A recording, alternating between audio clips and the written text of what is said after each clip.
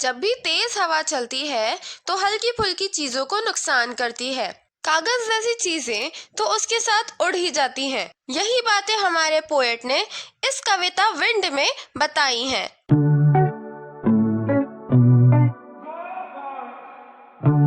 Hello and welcome back to Parkway education.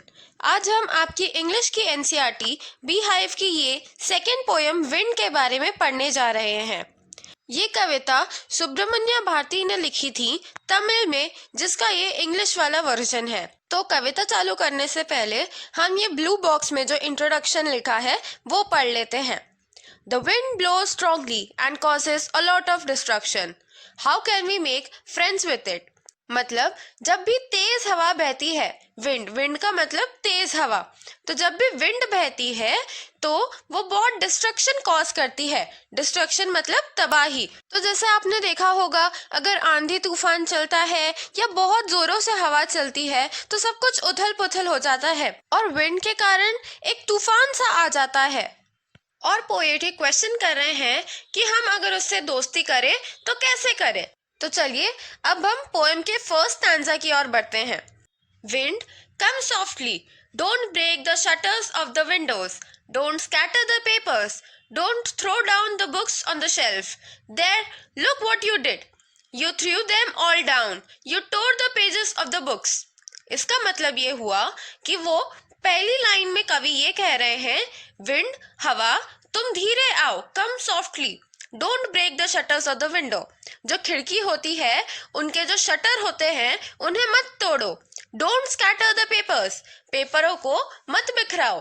Don't throw down the books on the shelf, मतलब जो हल्की फुल्की किताबें होती है जैसे कि मैगजीन, तो वो टेबल पर रखी होंगी और जैसे ही तेज हवा आई तो वो गिर गई। तो इसीलिए कवि ये कह रहे हैं कि उन्हें टेबल से नीचे मत गिराओ। There, look what you did. You threw them all down.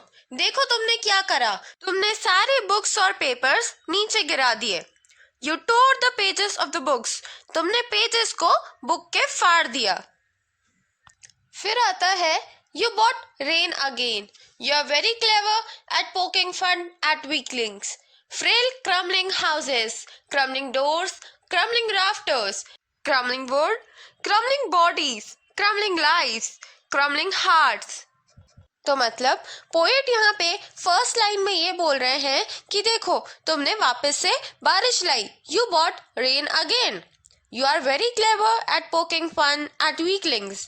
Poking fun मतलब मजाक उड़ाना, और weakling मतलब weakling यहाँ पे पोएट उन चीजों को रेफर कर रहे हैं जो कि कमजोर है, जैसे कि कागज, क्रम्बलिंग डोर्स और क्रम्बलिंग विंडोज। इन सारी चीजों को कवि वीकलिंग बोल रहे हैं।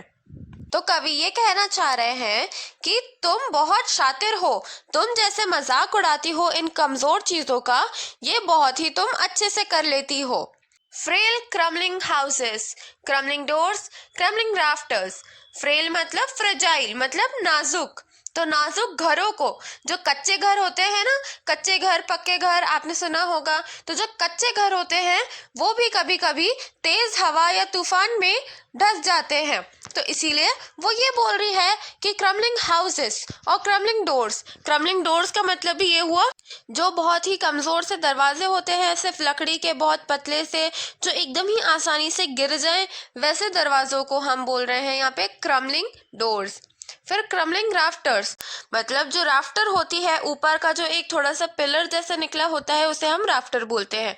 तो वो जो राफ्टर है वो भी क्रम्बलिंग है। फिर आता है crumbling wood, crumbling bodies, crumbling lives, मतलब क्रम्बलिंग जो लकड़ियां होती है जिससे हम घर बनाते हैं, वो जो कमजोर लकड़ियां होती है उन्हें पोएट रेफर कर रहा है क्रम्बलिंग वुड्स। क्रम्बलिंग बॉडीज मतलब जो दूसरी भी बॉडीज होती है, जैसे कोई घर है, कोई मकान है, उन्हें यहाँ पे बॉडीज बोल रहे हैं। क्रम्बलिंग लाइव्स मतलब यहाँ पे उन लोगों की बात कर रहे हैं जिनका ये घर है वो पूरा तूफान में जो है उड़ता चले जाता है, पूरा धंस जाता है, या उसको जो नुकसान होता है, तो उसके साथ साथ बहुत सारे लोगों को भी नुकसान पहुंचाती है ये विंड। तो इसीलिए यहाँ पे पोएट बोल रहे हैं क्रम्बलिंग लाइव्स। और क्रम्बलिंग हार्ट्स मतलब उन्हीं के जो दिल हैं तुम वो भी दुखाती हो। यहाँ पे क्रम्बलिंग वर्ड जो है वो बार बार आया है, और क्रम्बलिंग वर्ड का मतलब होता है कमजोर। तो ये जो सारी कमजोर चीजें होती है, इन्हें ही पोएट वीकलिंग्स बोल के भी ऊपर वाले लाइन में बोल रहे हैं। अब हम आगे बढ़ते हैं और आगे वाला स्टैंजा पढ़ते हैं। The wind god winnows and crushes them all. He won't do what you tell him. So, come, let's build strong homes. Let's join the doors firmly. Practice to form the body. Make the heart steadfast. तो अब इस stanza में scene बिल्कुल ही change हो रहा है। यहाँ तक के पोएट ने जो है विंड की बुराई करी है और विंड को ही कोसा है। अब इस स्टैंजा में पोएट हमें ये बताना चाह रहे हैं कि विंड का तो कुछ नहीं हो सकता, हमें खुद को ही इतना मजबूत कर लेना चाहिए, हमें खुद को ही इतना मजबूत बना लेना चाहिए कि विंड हमारा कुछ भी नहीं बिगाड़ सके। तो इसीलिए वो यहाँ पे फर्स्ट लाइन में बोल रहे हैं the wind god winnows and crushes them all. मतलब जो विंड के देवता हैं वो सबको, जितने भी ये वीकलिंग्स है और जितने भी कमजोर लोग हैं, उनको पूरा क्रश करके रख देती है। यहाँ पे जो विनोइंग है वो एक सेपरेशन टेक्निक है। मतलब जैसे आपने बुक में भी इमेज देखी होगी, वहाँ पे एक टूल की मदद से गेहूं में से उसके छिलके जो है वो अलग किए जाते हैं। तो ये इसको हम इस प्रोसीजर को विनोइंग बोलते हैं। तो वो ऐसे ही जैसे गेहूं में से उसके छिलके अलग हो जाते हैं, वैसे ही कमजोर लोगों को स्ट्रांग लोगों में से अलग करके रख देती है और सबको, जो भी कमजोर है उनको क्रश कर देती है, मतलब पूरा दबा देती है। फिर आता है he won't do what you tell him. मतलब जो देवता है, विंड गॉड है, वो वे चीजें नहीं करेंगे जो हम उन्हें बताएंगे। वो अपने मर्जी के मालिक है और वो वैसे ही विंड को बहाते जाएंगे। वो हमारी कई मिन्नतों के बाद भी विंड को, मतलब तूफान को या आंधी को नहीं रोकेंगे। फिर आती है दूसरी line, so come let's build strong homes. तो अब इसमें पोएट ये बोल रहे हैं कि वो तो नहीं रुकने वाले, तो अब हमें मजबूत खुद ही को बनना पड़ेगा। तो आइए हम नए और मजबूत घर बनाते हैं। Let's join the doors firmly. मतलब जो वीक दरवाजे हैं, जैसे उन्हें पहले बताया था कि जो वीक दरवाजे हैं वो हवा से गिर जाते हैं, तो अब वो बोल रहे हैं कि हम हमारे दरवाजों को मजबूत करते हैं। फर्मली का मतलब होता है मजबूत करना। देन वो बोलते हैं practice to form the body.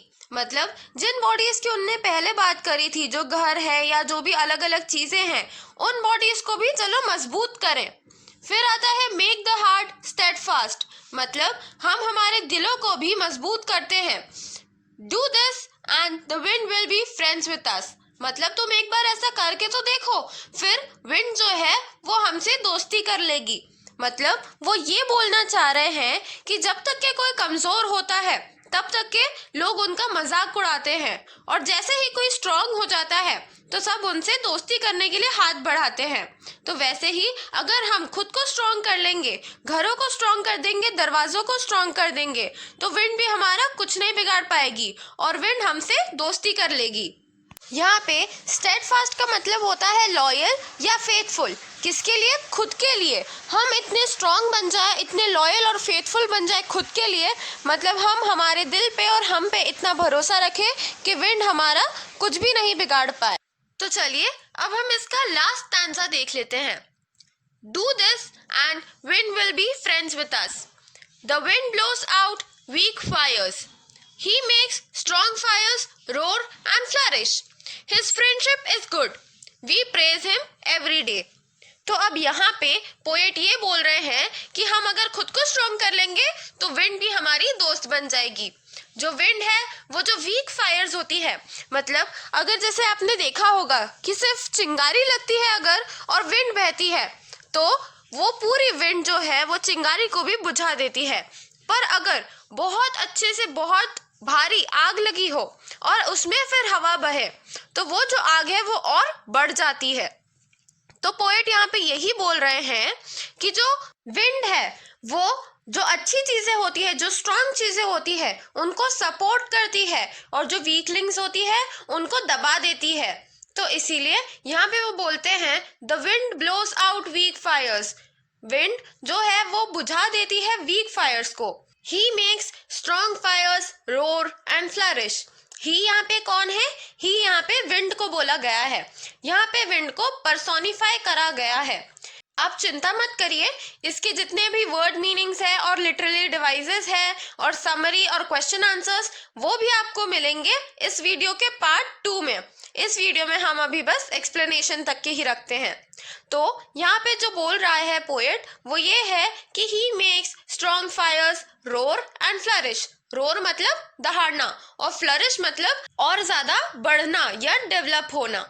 तो वो यही बोल रहे हैं कि जो विंड है वो और डेवलप करती है स्ट्रॉन्ग चीजों को, मतलब स्ट्रॉन्ग फायर्स को। His friendship is good, we praise him every day. मतलब उसकी जो दोस्ती है वो बहुत अच्छी है, वो इतनी अच्छी है स्ट्रॉन्ग चीजों के साथ में कि वो उनको बहुत अच्छे से बढ़ावा देती है, बहुत फ्लरिश करती है। तो इसीलिए उसकी जो दोस्ती है वो अच्छी है और हम इसे मानते हैं, उसको प्रेस करते हैं हर दिन कि उसकी जो दोस्ती है मजबूत चीजों के साथ, स्ट्रॉन्ग चीजों के साथ, वो बहुत ही अच्छी है। पर जो वीकलिंग्स है उसका वो मजाक उड़ाती है। तो अब यहाँ पे हमने लाइन टू लाइन एक्सप्लेनेशन तो खत्म कर दिया, पर इस पूरे पोएम के पीछे एक मैसेज छुपा है पोएट का, जो कि है कि जो भी मजबूत चीजें होती है वो सिर्फ मजबूत चीजों से या स्ट्रॉन्ग चीजों से ही दोस्ती करती है। जैसे कि यहाँ पे उन्होंने एग्जाम्पल लिया है विंड का, तो विंड जो है वो स्ट्रॉन्ग चीजों के साथ ही दोस्ती रखती है, वो एक दूसरे को बहुत बढ़ावा देते हैं स्ट्रॉन्ग चीजें, और जो वीकलिंग्स होते हैं वो दब दब के ही मर जाते हैं। तो पोएट यही कहना चाह रहे हैं कि हमें वीक नहीं रहना है और हमें भी स्ट्रॉन्ग चीजों से ही अपनी दोस्ती जो है वो रखनी है। इसी के साथ हम हमारी ये वीडियो अब खत्म करते हैं। आई होप आपको सब कुछ समझ में आया होगा। अगर आपको कोई डाउट है तो कमेंट सेक्शन में हमसे जरूर पूछ लेना, और हमारे वीडियो को लाइक, शेयर और हमारे एजुकेशनल चैनल पार्कवे एजुकेशन को सब्सक्राइब भी जरूर कर देना।